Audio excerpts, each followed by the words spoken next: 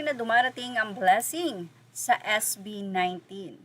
Yes, panibago na nga pong pirmahan ng kontrata at isang napakalawak na ahensya, Hollywood Agency, ang ngayon ay partner ng SB19. Isa na naman itong tagumpay para sa P-pop or sa Pinoy pop.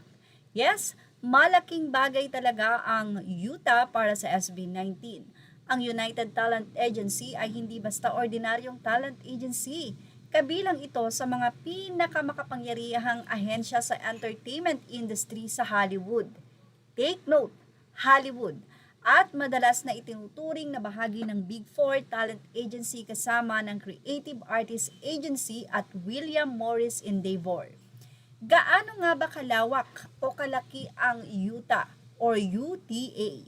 May humigit kumulang na 2,200 empleyado sa buong mundo noong 2024. Grabe. May mga opisina sa Beverly Hills, New York, Nashville, Atlanta, London at iba pang international locations. Hawak nila ang mga kliyente sa music, film, TV, sports, creators, publishing, gaming at brand partnership. Patuloy silang lumalawak sa pamamagitan ng acquisitions at partnerships sa sports, music at entertainment sectors. Gaano sila kakilala? Sa Hollywood, kilalang kilala ang Utah. Mahigit 3 dekada na silang nasa industriya mula pa noong 1991 at matagal nang kinikilala bilang isa sa mga pinakamalalaking players sa talent representation. Kapag may artist na napunta sa Utah, ibig sabihin may access siya sa mga sumusunod: malalaking festival organizers, concert promoters, streaming companies, movie at TV studios, global brand partnership at international media networks. Stable ba ang kumpanya? Sa kasalukuyan, yes. Noong 2022, naging pinakamalaking outside investors ang Utah, ang global investment firm ng EQT, isang indikasyon ng matibay na pinansyal na pundasyon ng kumpanya.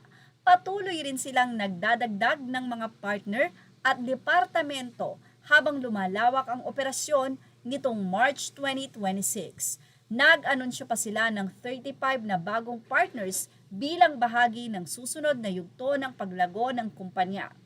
Ano ang ibig sabihin nito para sa SB19? Sa madaling salita, hindi ito simpleng PR announcement lamang. Ang Utah ay may kakayahang magbukas ng mga pinto para sa world tours, major music festivals, international brand deals, collaboration sa global artists, at mas malawak na exposure sa North America at Europe. Kung ikukumpara sa sports, parang ang isang homegrown basketball player ay biglang nakakuha ng representation mula sa isang pinakamalalaking ahensya na may direktang koneksyon sa NBA teams. Hindi automatikong sisikat ang artist dahil lang sa agency, pero mas lumalaki ng husto ang access sa pinakamalalaking oportunidad sa industriya. Grabe talaga ang SB19. Ang dami nilang mga pa-surprise.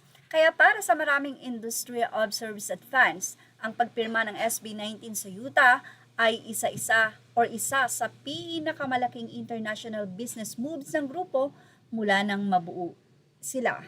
Well, ang tanong, nauna ba ang Lollapalooza bago ang pagpirma nila sa Utah? O nauna ang Utah kaya sila nakapasok sa Lollapalooza? Well, umpisa na nga po yan. At yan ang ating Showbiz Now update. Images are all credit to the rightful owners. Thank you for watching Showbiz Now.